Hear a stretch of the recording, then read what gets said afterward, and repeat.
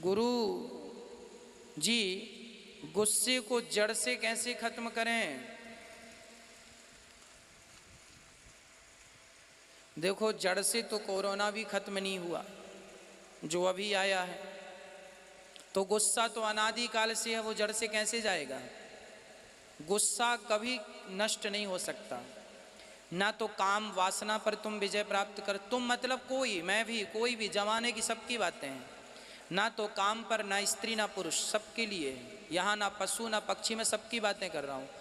ना तो काम पर कोई विजय प्राप्त कर सकता, ना तो क्रोध पर कोई विजय प्राप्त कर सकता, ना तो लोभ पर किसी का वश है, ना तो अहंकार पर किसी का वश है।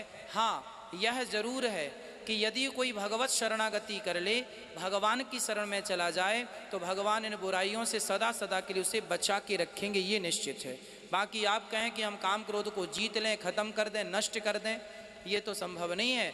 हाँ, बारिश को तुम रोक तो नहीं सकते, पर छाता लगा के अपना बचाव कर सकते हो। भगवान की शरण में जाके आप स्वयं अपने आप को इन बुराइयों से बचा सकते हैं, बचाया तो जा सकता है।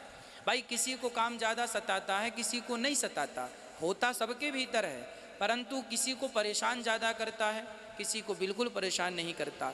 काम परेशान नहीं कर रहा है, मतलब ईश्वर की कृपा आप पर है।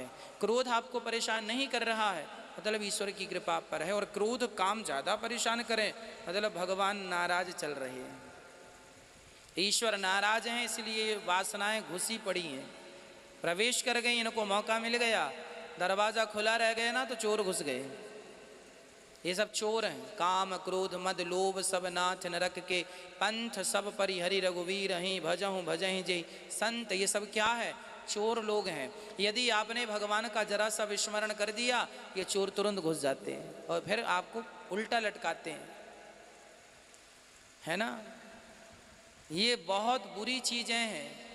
काम ने नारद जी जैसों को डिगा दिया, नारद जी जैसे चक्कर में पड़ गए। बहुत खतरनाक चीजें हैं। आँखों के होते हुए भी आदमी अंधा हो जाता, जिसे कहते हैं कामांध। इसलिए भगवत शरणागति कर लो, भगवान की शरण में रहो, ये सब चीज़ें सताती नहीं है। यदि ईश्वर से मुख मोड़ लिया तो फिर ये चीज़ें ही मार डालती हैं। अमन लोधी जी, राधे राधे गुरु जी। तुलसी का पौधा गमले में कब बोना चाहिए? कभी भी, जब देव उठनी एकादशी आती है उस दिन आपने यदि एक तुलसी लगाई तो वह एक तुलसी को